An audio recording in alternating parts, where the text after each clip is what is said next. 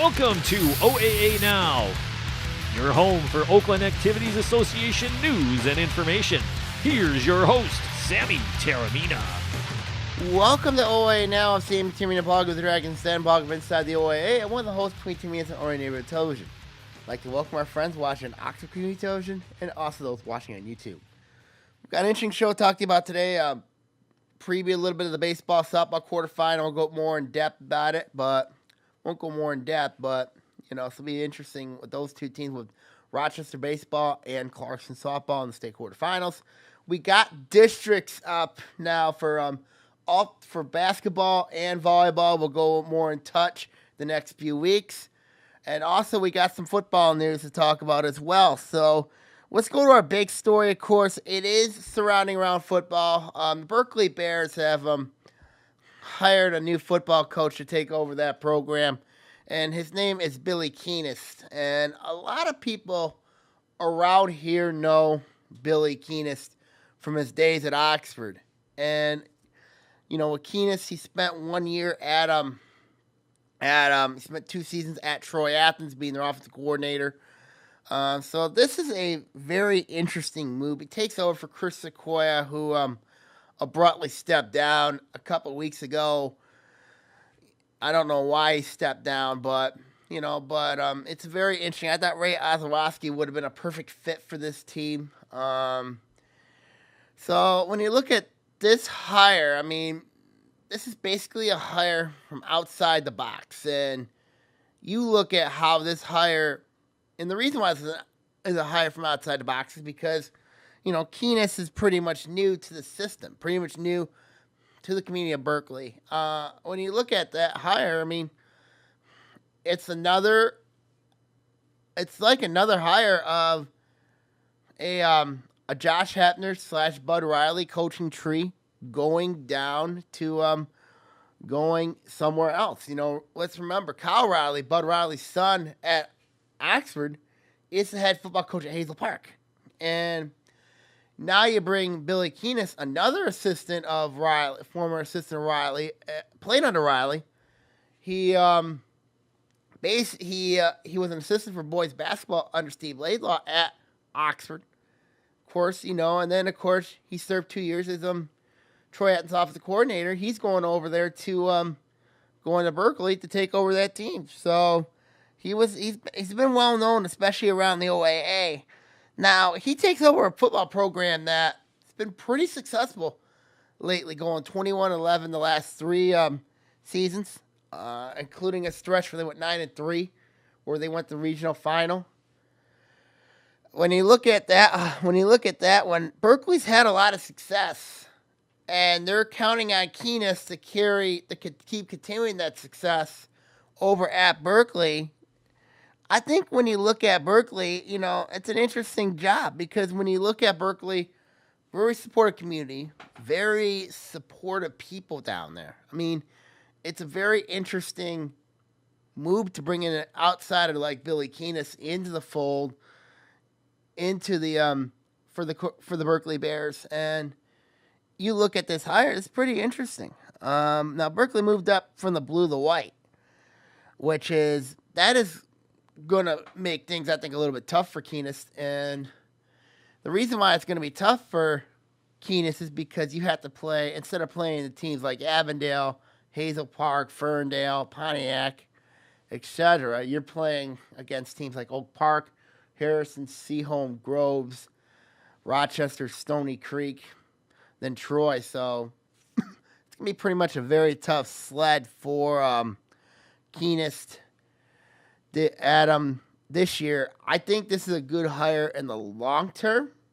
Short term, I really don't think this is a good hire. And when you look at it here, he does have a good crop of players coming back. And of course, you have in form of Drake Monroe, Cater Browning, Evan Payne, the fullback and tight end, and Anthony Maris, and lineman Babacar Diop. So that's very interesting there. I'm curious to see how Berkeley football is going to change. When you look at the offense they ran the last few seasons, they ran sort of like a veer option, sort of like a sort of like a an option game over there. The last few seasons, I know they ran some under spread, but I've heard a lot of interesting things. He wants to run a veer offense over there at Berkeley, and the reason why I think this is a little unusual, why Keenis wants to run a veer offense, is pretty simple. And you look at, he's ran spread offenses when he was at Troy Athens. He ran, of course, everybody knows about the pound of rock at Oxford. Everybody knows that. I mean, when you look at Oxford, if you don't run the ball successfully, you ain't going to win games. At Troy Athens, he had a really good quarterback in him, Joey Stark, who can throw the ball downfield. And under Coach Josh Hetner. The problem with Troy Athens' case was Troy Athens in a real tough division. So when you look at what Keenis has, if you want to run an option game, you're going to have a quarterback that's very athletic, knows how to read the offense.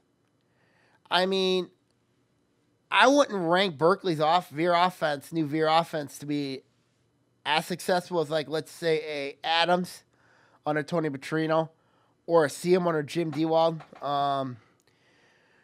which they run a very successful veer option triple offense. I mean, it's very successful. And, of course, defensively, Berkeley can play a lot of quarters coverage. Keenis always loves to play quarters coverage a lot. When you look at how this is an interesting, I know Oxford plays a lot of quarters. Troy Athens. So learning from his two predecessors, it's going to be really interesting when you look at Bud Riley, and then when you look at Josh Hepner over at Troy Athens. I mean, he's going to take, I think, a little bit of both of their styles and install it at Berkeley.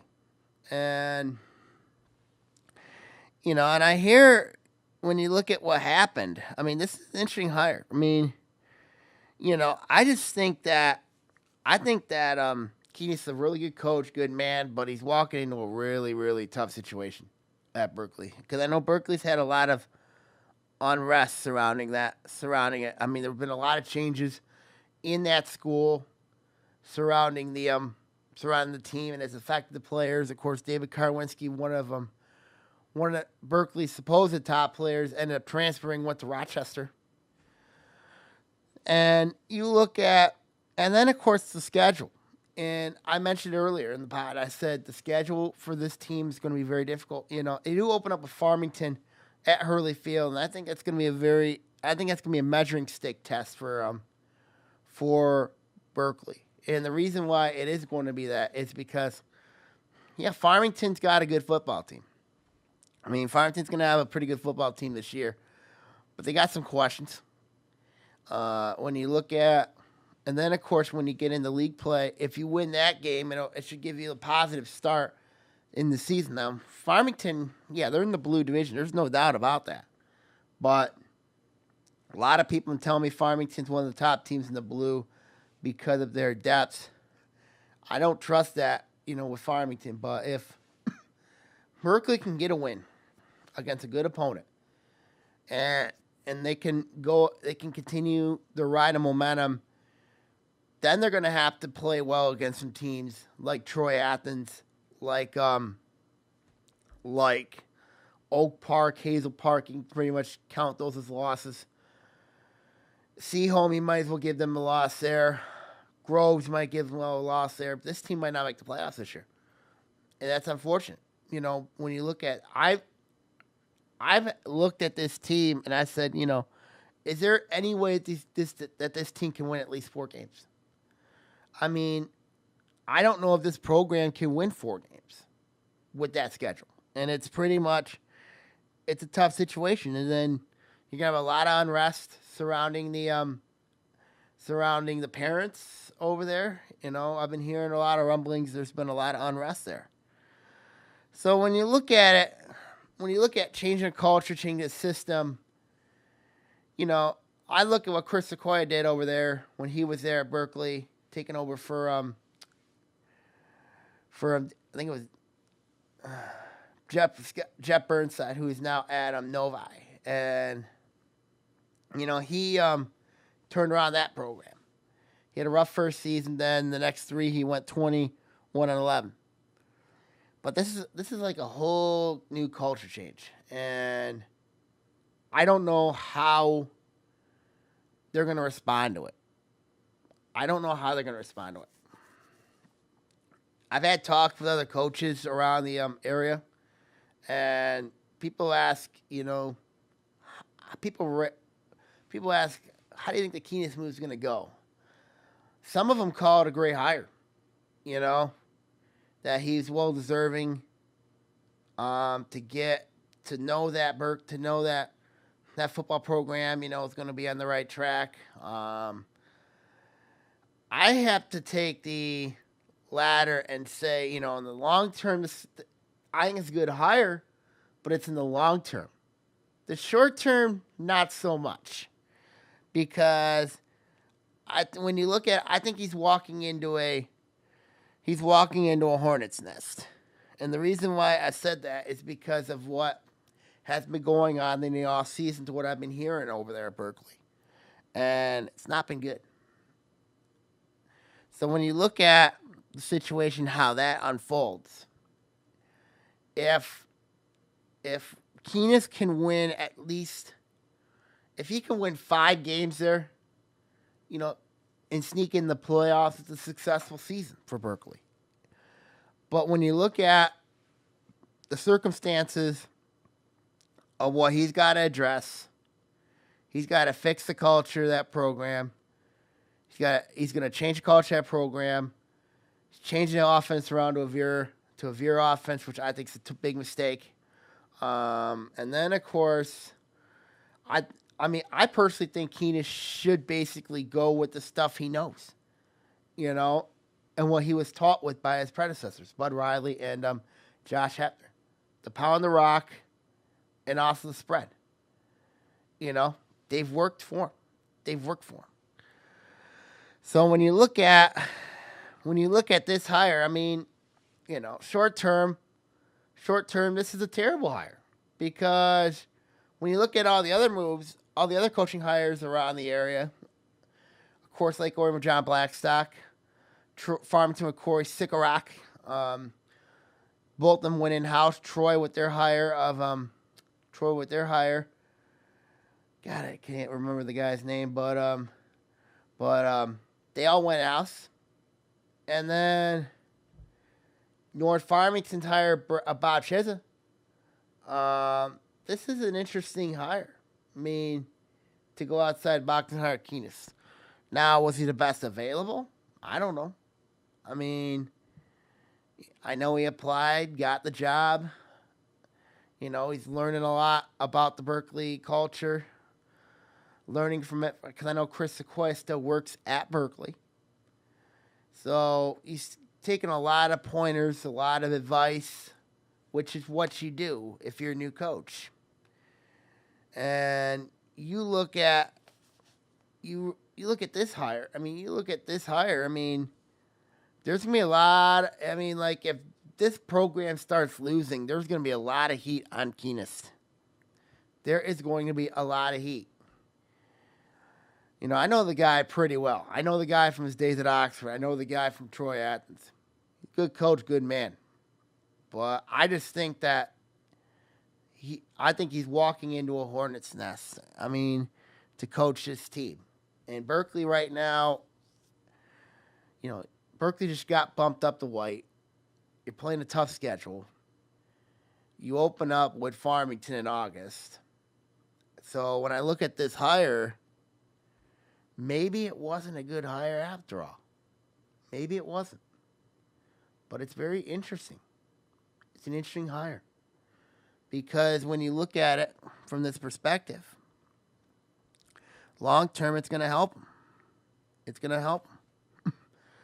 But when you have a team that finished 6-4 last season, lost to Groves in the first round of the pre-district, Groves ended up going to the state semifinal. Shocked that Sequoia stepped down, but what can you do? My final thoughts on this hire, I think it's going to be really, really interesting to see what happens in the next few months. Of course, June, July, you know what I mean? Those 2 months are very critical for Keenis to get his program in place to make sure his kids buy in. That's another question. How will the kids buy into his system? That's the other question. We don't know how the kids will buy in. And I know people say, well, the kids will buy in the system. Sometimes it doesn't work that way. You know, if the kid doesn't buy in the system, he's not going to come out. He ain't going to play hard. I mean, it's in all sports. When you have a new coach in there, and he's bringing a whole new system, it's something that if you're a new coach and you worry about kids not playing hard, then you got a big problem. So if you're a new coach who's going to get the best out of his kids, you're not going to have a problem. We don't know how this hire of Keenis is going to be with the Berkeley Bears football program, with the men in that program. If they don't work hard for him, you know, then it's going to lead to a negative effect. If they work hard, you know, see improvements, they're going to play harder for him. You know, one thing here that I've learned, and this is something I learned from Oakland basketball coach Greg Campy, and he said this quote to my brother a couple years ago. Players work hard for coaches they like. They work hard for coaches they love, they like. You know, it's pretty simple. That's the thing that's going to have to make whoever's a new coach in a system, changing the culture. It's hard, actually. It's hard. Rome's not built overnight. So it's very interesting to see what happens surrounding this program. Really, really interesting. Okay, now we come back. We're going to talk about the districts here on OAA Now.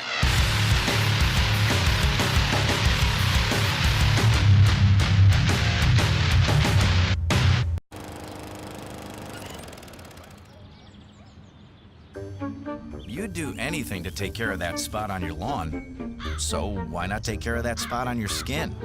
If you're a man over 50, you're in the group most likely to develop skin cancer, including melanoma, the cancer that kills one person every hour. Check your skin for suspicious or changing spots. Go to spotskincancer.org to find out what to look for. A message from the American Academy of Dermatology.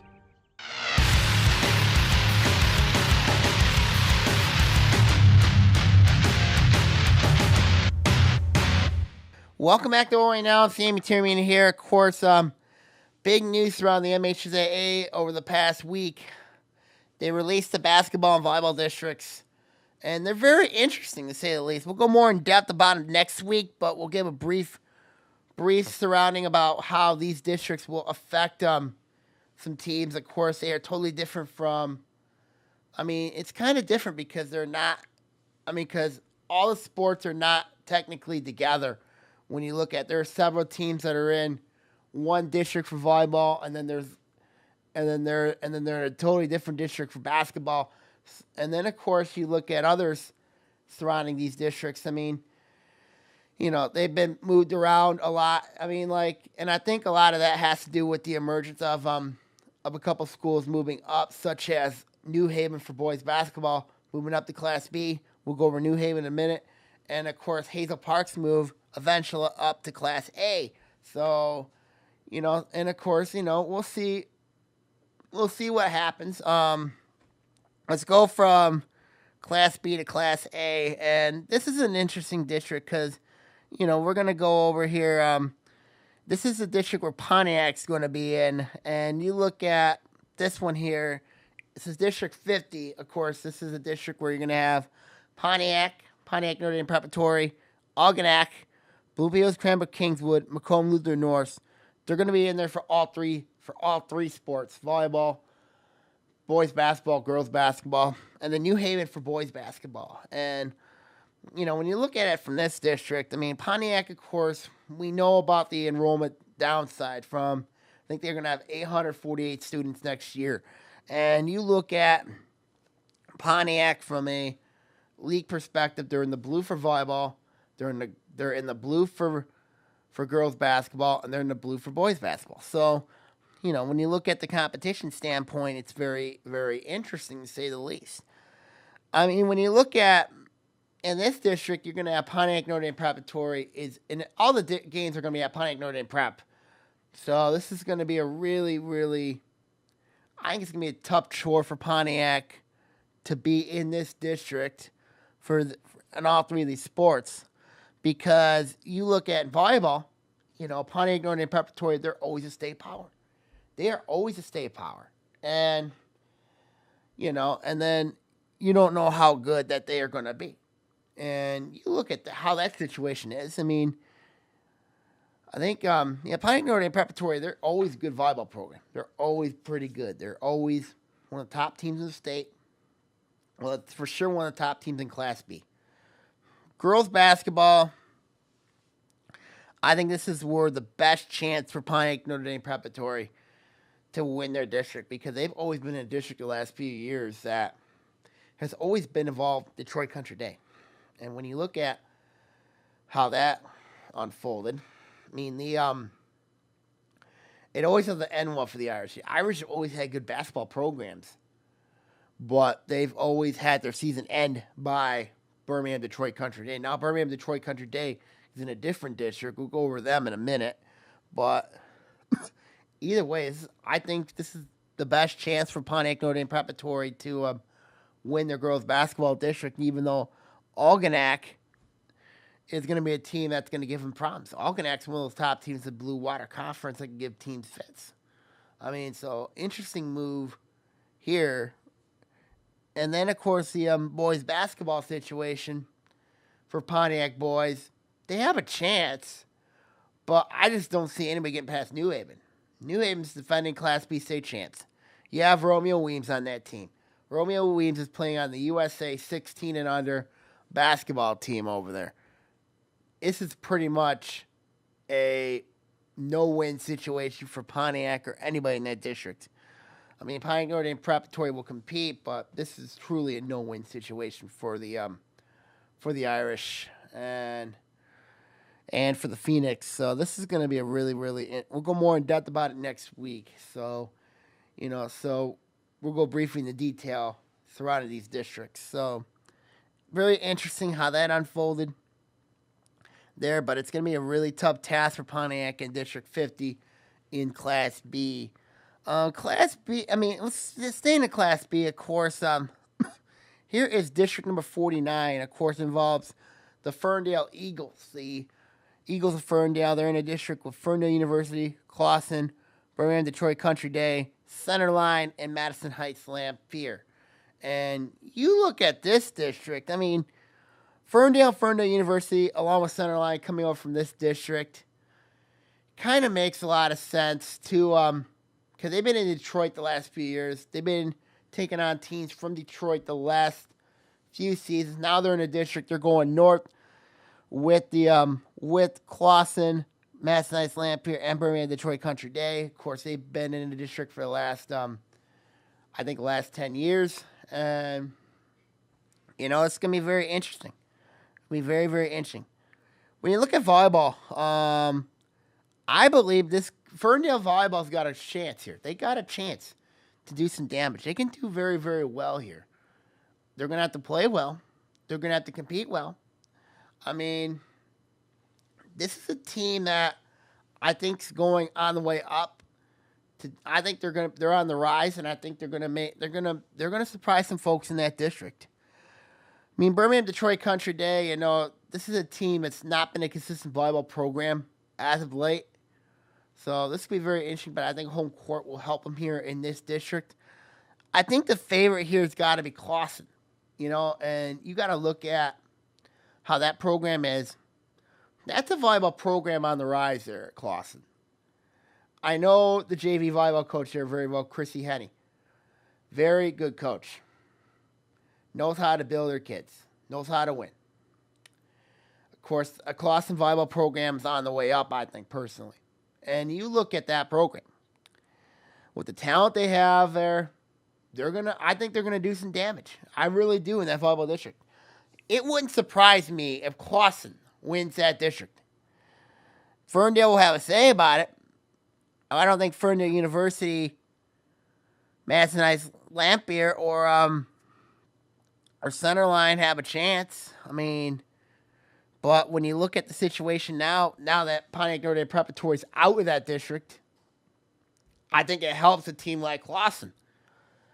And I think Clawson can go get to maybe regional final, maybe. But I would have to give a favorite to Clawson. I really would. So this is a very interesting district there. Very, very interesting district. Girls basketball. Boy, I cannot say much about this district. I mean, nobody's touched very in the Detroit Country Day. They're defending state champions. Added the transfers as mentioned in the pod a couple months ago. Of course, we know about the whole Maddie Novak situation. We know about what happened West Bloomfield around their situation with their transfer. I mean, my God. I mean, nobody's touching very in Detroit Country Day. They're not touching. Not even an inch. That's how good this Yellow Jacket program is. That's how good that program will be. I mean, nobody's got a chance in that district. Nobody. Boys basketball, this could be a very good district. I mean, when you look at that situation, Birmingham Detroit Country Day is a favorite, but Ferndale University, Ferndale will be involved, and also Clawson. Dwayne Graves is there. Dwayne Graves has been to a state championship game with Bloomfield Hills. I mean, Macomb Lutheran North could contend, but when you look at it, I think that the Yellow Jackets under Mike Bray, this could be a resurgence for the Yellow Jackets this upcoming year because, I think there's pressure on Mike Bray to win. I think there is. The last few years under Kirk Keener, Detroit Country Day was winning state championships left and right. Under Bray, he had a really good first year. Last 3 years has not been really good to him. Not been real kind. So when you look at that district, Ferndale's got a shot. Ferndale University's got a shot. I mean, Ferndale, they have Bonaparte over there. Very good player over there for Tom Stanton's team. But they've got some questions. Clawson will be a tough out. So this will be very interesting to say the least. This will be very interesting to say the least. So when you look at what's going on around that league. So we'll see what happens there in that district. Let's go to Class A. Of course, in this district, you're going to have Oak Park, Berkeley, Hazel Park, Detroit Renaissance, Detroit University, Detroit Jesuit, and Warren Fitzgerald. Of course, all the games we played at Southfield Arts, and all the games we playing at Detroit Renaissance. The good news for Detroit Renaissance and girls basketball is Southfield Arts and Tech's out of that district. That's really good news. They're going to have to see in the regional, though. That's not good. So when you look at that situation, this is the district where Hazel Park comes into. I think boys basketball, this district is going to be very competitive because you have 4 teams I think it can win it. Yeah, Detroit Renaissance will be very good. You still got Detroit University, Detroit Jesuit in there. You got Hazel Park, Oak Park, and Detroit Renaissance. Berkeley's your wild card team. Joe Sermo's done a good job of that program. So when you look at it here, this could be the kiss of death district here. And I think, when you look at this district, yeah, you got to give Detroit University, Detroit Jesuit the favorite here because of Zach Winston, who they got back. But Hazel Park and Oak Park, I think, can beat the Cubs. I think they can knock them off. Hazel Park's got a lot of experience back. Pay them to keep their team together. And you have Oak Park, a team on the rise under I think it's Rob Thompson, I believe, over there. But, really, really interesting how that is unfold there. And Detroit Renaissance, you can't count them out. They're always athletic. They're competitive. They're a good basketball team. And then you have Berkeley. This experienced team Joe Sermo's going to have. They're going to be a team that keep an eye on. So, very interesting how these four are going to compete in this district. These four teams have a great chance at doing some damage. So, when you look at how that unfolds, it's very interesting, to say the least, how that unfolds. Volleyball, when you look at this district, Detroit Renaissance is favored. But keep an eye on Berkeley. Keep an eye on Warren Fitzgerald. Keep an eye on Hazel Park. Hazel Park's improved. They've improved greatly. This volleyball program, they've been up and down. But, we'll see what happens. Warren Fitzgerald, they're always pretty good. And then Berkeley, we know about their program. They've always had good volleyball programs over there. So, yeah, it's very interesting to say the least over there. Really is. When you look at girls basketball, as mentioned, Detroit Renaissance favored. Hazel Park could threaten. They've gotten the district final last 3 years, I think, in Class B. They were in the district final last year. Lost to Detroit Mumford. Now they probably have to deal with Detroit Renaissance. Bigger school than them. So it could be a really tough chore for the Vikings. But Hazel Park's gotten better. Gotten better and better and better, which is pretty good. They've always gotten better. Now let's go to district number 21. This is the district. This is a very interesting district because you have Southfield Arts and Tech, Groves, North Farmington, Harrison, and Farmington. And they put in Farmington North Mercy for the girls' sports. So when you look at this one here, volleyball could be very interesting because, Farmington North Mercy is favored, but you got to keep an eye on North Farmington.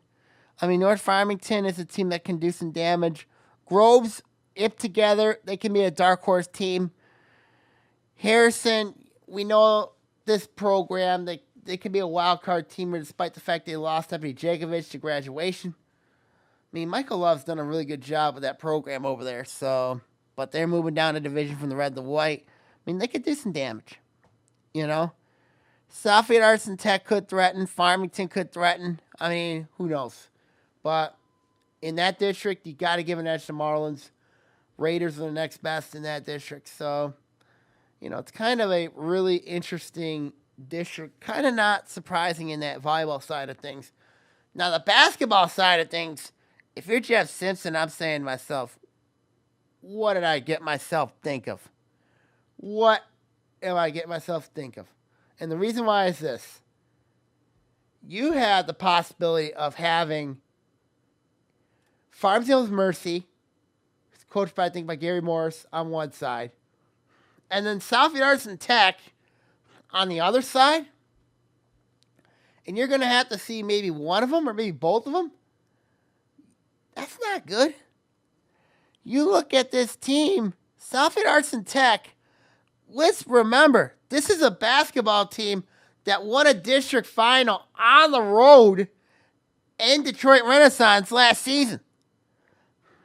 It led them to their Final Four. Ranks. This is a basketball program. Yeah, they lost Deja Church, but they have Shai McEvans back. They have Alexis Johnson back. And that's not counting their other shooters. This is a basketball team that could be really dangerous. Jeff Simpson's going to have Samantha Cherney, Molly Simpson, Patty Chokian. But I don't know if they have enough depth to compete in this league. To compete in this district. It helps you're playing the Warriors twice in the red division. It helps. But then you have to deal with the possibility of Southfield Arts and Tech on one side and Farmington North Mercy on the other side. It's a tough district. Then Harrison could be an interesting team. And yeah, they have Olivia Perkins, but they have major depth concerns. Farmington, I don't think will compete in this district. But you got to give an edge to Southfield Arts and Tech, despite the fact that district's at Farmington's Mercy. Mercy is really close. Grove's pretty athletic. Grove's another team to keep an eye on. They have Kayla Nelson back. I don't know how the loss of Shea Carter is going to affect this team. And they have a new coach coming in there too. But, it'll be interesting. It'll be interesting.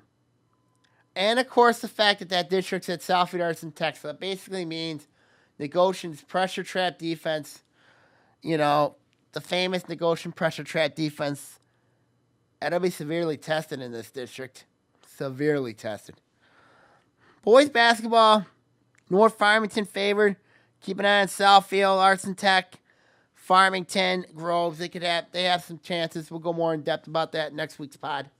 So we'll see what happens there in that one. Let's go to district number 16. Of course, this is a very interesting district because you have Seaholm, Troy Athens, Royal Oak in there for volleyball. But then those three teams are in the same district, except now you bring in Birmingham Brother Rice for boys basketball and Birmingham Marion for girls basketball. So when you look at this district, on the volleyball side of things, everybody knows who's going to be favored. It's going to be Troy. And the reason why it's Troy, you have a girl named Jessica Robinson on that team. Jessica Robinson's very good. Very good player. Seaholm's got an established program. Of course, Heather Lippert does a really good job of that program. Now, this year, I know she had to tag team a little bit with her husband. Heather Lippert had a really nice baby. I mean, she had a really nice, she was pregnant, so that was why most of the year last year she basically had the tag team. But Heather Lippert runs a really good program. She runs a program. So that'll be interesting because Seaham's a very established program there. Troy Athens had a ton of success. But they're going to be very young this year. Christine Stanchuk's team, they're going to be very, very young. Royal Oak, it could be a factor, but we'll see what happens there in volleyball. That district's at Troy Athens. So we'll see what happens there in that one. Girls basketball, it's at Birmingham Marion. Got to give an edge to Birmingham Marion, even though Royal Oak's going to have a strong say about this. When you look at it here, you got Birmingham Marion's got Olivia Moore and Samantha Patterson on that team. Royal Oak could be a big threat to Birmingham Marion because they have Samantha Potter, Jessica Adams. Also in the white division. This could be one of Royal Oak's best teams. But the district they're going to have to go through, they have to go through Birmingham Marion. Troy Athens, they're always tough. Seaholm will always be tough. Troy's always scrappy. But you got to give an edge to Birmingham Marion. You got to give an edge to them. You have to. So we'll see what happens in that one. Boys basketball, Birmingham Brother Rice in this district. Troy is the early favorite. They went to the quarterfinal last year. Bulk of their team's back. Jason Dietz, back. So it'll be interesting. Troy Athens has Sarah McCaskill. So we'll see what happens going forward in that district.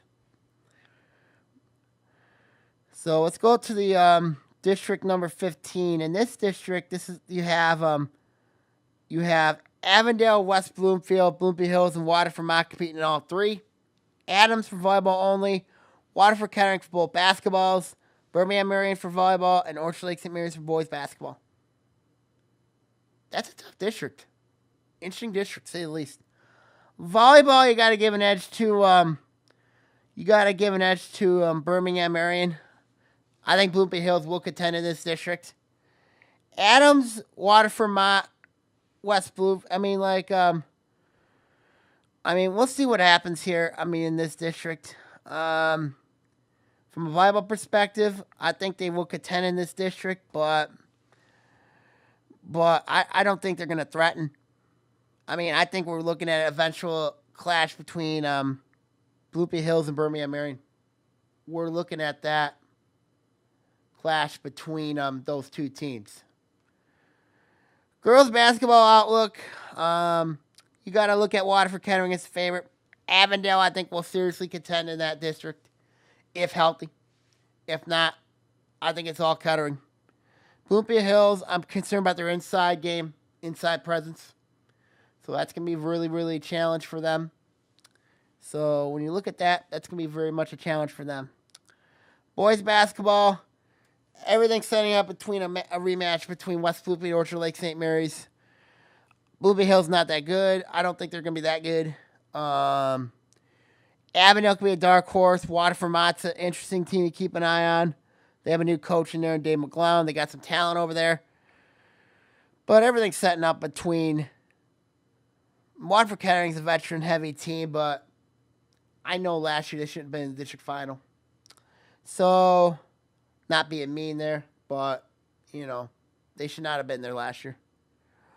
But, Blooming Hill's a deep mystery team. Kettering's a veteran team. But even though this is setting up to be a district final between West Bloomfield and Orchard Lake St. Mary's, pretty interesting how that's going to be. Let's go to district number 14. This one's going to be very interesting because here you got Stony Creek, Rochester, and Rochester, Utica, Eisenhower, and Romeo in here for all three. And then Adams for the both basketballs and Waterford Kettering in here for volleyball. So I don't think volleyball Waterford Kettering will pose much of a threat. So that'll be very interesting to say the least here. In volleyball, Stony Creek, they got two challengers. Romeo, very established program, coached by Tracy Ferguson. And you have Utica Eisenhower. Utica Eisenhower, let's not forget, beat Stony Creek last year at Stony Creek in the district final. I know Coach Ross Talbot wants revenge for that one. He's got a very good team coming back. So think about it. You're going to have to go through Romeo and you're going to have to go through Utica Eisenhower just to get there. But you have home court. That's going to help them. All three district matches are at Stony Creek for this one. Girls basketball. Everybody knows about Connie Herenin at Romeo. Coaches up really well, really good players on that team. Utica Eisenhower's got a good player coming back. Kellen James' team is very young when you look at Emily Elkhart, the only starter back. Really young team. But then again, this is Kellen James, and Kellen James knows how to win games. He knows how to win games. Rochester's in full rebuild mode. Yeah, they got Tori Hawkins, new coach Al Pointer. Adams is going to have a new coaching staff in there. So this is going to be very interesting, to say the least. Really, really interesting. Boys basketball, this could be a very interesting district. I think Smart Cushenberry at Romeo. It's going to be very interesting. You got Utica Eisenhower, solid team. Either way, so, Adams, I think Adams will have a bounce back district. Stony Creek, got to give them the early favor because of who they got back. Utica Eisenhower is going to be a tough out as well. So this will be very interesting. I got to give an edge to Stony because of home court, not because of players they got back. I know Nate Davis, Mike Millinari is back, but, so it'll be very interesting to see what happens there in that district. And then last but not least, we got the districts all at Clarkston. You got Orion, Clarkston, Oxford, Brandon, Holly. It's a very interesting district. And the reason why it's a very interesting district is because of this. You look at everything seems to favor Clarkson in this district. Everything. They host them. They got a good volleyball program. Very good boys basketball team. Good girls basketball team. But in boys basketball, you can pretty much give the district to Clarkson because who they got back. Foster Lawrence, G.J. Robinson, Taylor Curie. So it's going to be really, really tough chore. I think Lake Orion and Oxford could contend with them. Maybe Holly. But end of the day, no one's touching Clarkson. Nobody is. It's not even close. Volleyball, if this is not Clarkson, Lake Orion, I don't know what's going to happen. Because Lake Orion was the only team that went into Clarkson last year and beat him. At Clarkson. But Clarkson returned the favor at Lake Orion. in the district final last year, took the Dragons out. Could Lake Orion do it again to Clarkson? It's possible. It's very possible. So everything's looking up to be a really interesting matchup between Abby Malinowski and Danielle Sargent. Very interesting matchup. The question is, which supporting cast is showing up in that district? Is it Malinowski's crew, or is it Sargent's crew? That's the question in that district at Clarkston for volleyball. Girls basketball, you got to give an edge to Clarkston here because of the big three: Maddie Beck, Kayla Lukenbach, and Molly Nicholson.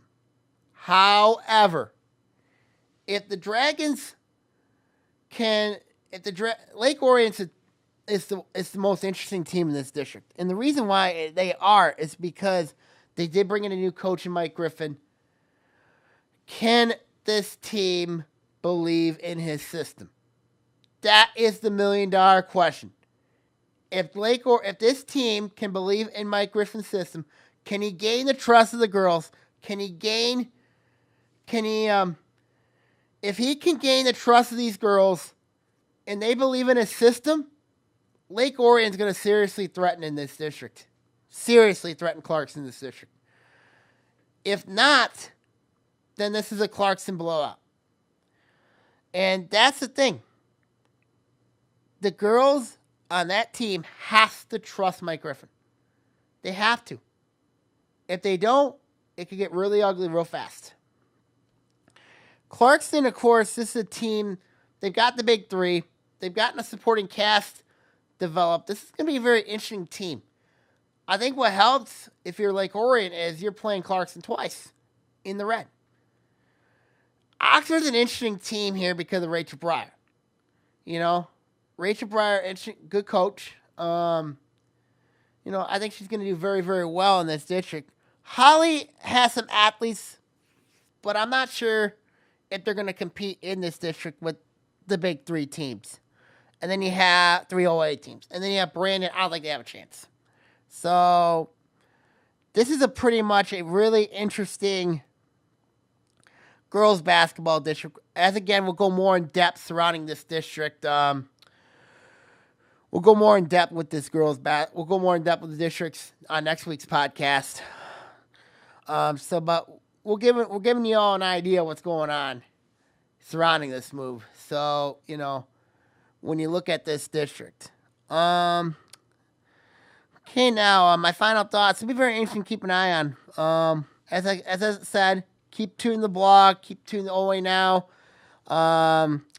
for updates surrounding the districts. So it'll be interesting to see what happens heading into the districts. Okay, now when we come back, we're going to talk about baseball and softball quarterfinal previews and also some breaking news in girls basketball here on OAA Now.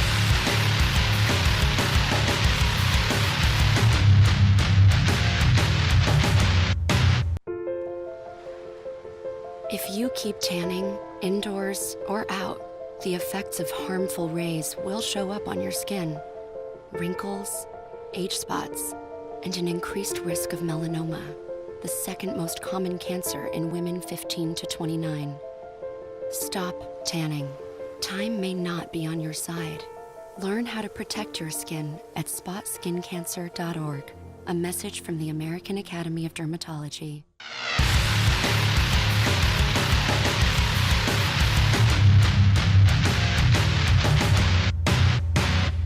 Welcome back to OAA Now. I'm Sammy Terramini here. Of course, breaking news in girls basketball. Of course, Steve Emmert is back in coaching again. Of course, Steve Emmert is the new coach out at Walled Lake Western, which is very interesting because, I didn't like how he left Oxford. When he left Oxford back in, I think it was 2013, 2015 when he left, 16. He took a year off. Now he's going to be coaching a team. Walled Lake Western is going to be a very good basketball team heading in the year. I still think he's going to have some trouble with Waterford Kettering, though, in that league, in the Lakes Valley League. So, interesting hire for Waterford, for Walled Lake Western, hiring Steve Emmert to coach that team over there. So, pretty interesting how that's going to unfold over there. Now let's go to baseball and softball. Of course, we're going to preview these two matchups. Of course, we'll go softball first. Clarkston, they're in there. They're going to be taking on Walled Lake Northern in the state quarterfinal. That's going to be a very interesting game for sure because these two teams are mirror images of each other. When you look at Clarkston, I mean, they got a good offense. They're a good pitching staff. I mean, yeah, Clarkston's a pretty young team. They got a lot of freshmen on there, a lot of sophomores on there. But when you look at Clarkston, you know, they played really well in their regional. It's dominated by a combined 18-3 score. Had a really uneasy game with Utica Eisenhower in the regional final on Saturday. Had to survive that game. So, you know, Clarkston is in the state quarterfinal for the second time in 3 years. So that's going to set up a really interesting matchup. And now they're taking on a team with Walled Lake Northern who's making their first ever state quarterfinal. Now, Walled Lake Northern is still a relatively new school. So when you look at this team, of course, we all know about Courtney Callahan, what she's done on the basketball court, but she's had a really good softball career as well. So, you know, she's only a junior, but but I think this is gonna be a really good game. I think it's gonna be a really tight game. I think both teams have great offenses, good pitching. I think in this game, I'm going to have to give an edge to Clarkston because of their experience. Walled Lake Northern, I don't know how they're going to be a little bit nervous here, but I think Clarkston's going to be a team that gets the state. I think the state semifinal, I think they're going to probably be seeing Macomb, Dakota in the state semifinal if that's the case. So that'll be a really tough matchup for them if they get there. But I think Clarkston, I got to take Clarkston this one, I think, over Walled Lake Northern because of their experience factor. They still got some players that played in that state quarterfinal earlier in their those seniors that played in that state quarterfinal when they were sophomores. So this is a pretty much an interesting matchup to say the least. Two evenly matched teams going against each other. So this is a very interesting matchup there. And then, of course, we got baseball. And then baseball, this is a very interesting matchup because when you look at Rochester, they're back in the state quarterfinals for the second time in 3 years. The second time they were in it last year. But the opponent's not going to be Heartland because last season it was Heartland that took Rochester out of the baseball playoffs. Instead, it's going to be Northville. Northville's a very good baseball team. Of course, Northville's in their first ever state quarterfinal for the first time since 1972. Rochester has not won a state championship since 1998 in baseball. Of course, I know two guys have been really excited about the Rochester run. It's been Keith Dunlap and Dan Stickrat. Both of them went to Rochester High School. They know the baseball program inside and out. I mean, Rochester took out Royal Oak in the regional semifinal, 8-1. Of course, Birmingham Brother Rice took out Lake Orion 9-0, that was a shocker for me to see what happened there. But then they snapped. But then the Falcons snapped for 8 runs in the 7th inning to knock off Rochester 10-2. To knock off Birmingham Brother Rice 10-2. That's insane. They exploded for 8 runs. You know, I don't know if it was the Fuller Marlins curse. You know what I mean? Remember a couple years back. But then again, that was whole different circumstances there. But anytime I hear 8 runs, I got to think about the Steve Bartman game back in 2003 when the Cubs went in their game with the Cubs. You know, when the Marlins exploded for 8 runs at 8th inning. That was crazy. That was really, really crazy. You know, it's kind of interesting because Rochester doesn't know Northville. And Northville doesn't know what Rochester have. Rochester's a senior-heavy team when you look at this team. I mean, they've benefited from a lot of experience. They played very well together. I mean, you know, Northville's a team, they got a lot of experience as well. But, you know, Northville has not been here before. So when I look at this matchup, this is a very interesting matchup, to say the least. Because Northville, you know, I think Northville's inexperience in this round, it's going to hurt them here in this round. And I think Rochester's experience will get them through to East Lansing. And I think this is going to be a really interesting matchup. I think at the end of the day, Rochester moves on because of their experience. And I think they're going to benefit from playing in that game last year where they lost to Heartland. And I think that's going to help them get into this round heading into the state finals. So heading into the state semifinals. So, so we'll see what happens. And I think the winner of that Rochester Northville games, I think you're taking on Sterling Heights Stevenson or Grosse Pointe University Liggett. And Grosse Pointe University Liggett's a pretty good team. So, so that's going to be a really, really tough task for whoever wins this regional matchup. So, so whoever gets that, it's going to be interesting. Northville, of course, coming into this regional, ousted Orchard Lake St. Mary's in the regional semifinal 12-2, and then beat, of course, Heartland 6-3 in the regional final. So, like I said, we'll see what happens going forward. We'll briefly recap what happened in girls lacrosse. Of course, Birmingham United went into the state final, lost 17-7 to Rockford. Rockford, really good team. It was going to be a tough task for the Bulldogs to get through there in that one. I mean, it was going to be a really tough chore for them if they would have got past.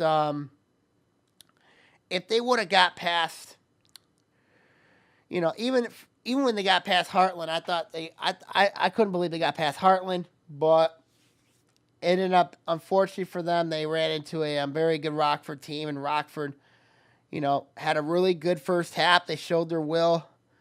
They dominated the first half. It was not even close. I mean, I think the first half score was, 14-4 at the end of that first half.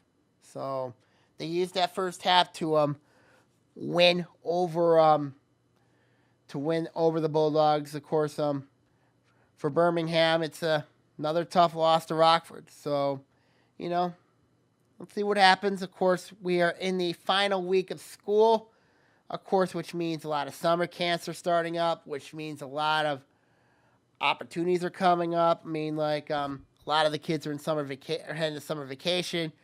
Of course, some of them are getting ready for train for football. Some are getting ready to train for other sports like cross country, tennis, sort of like that.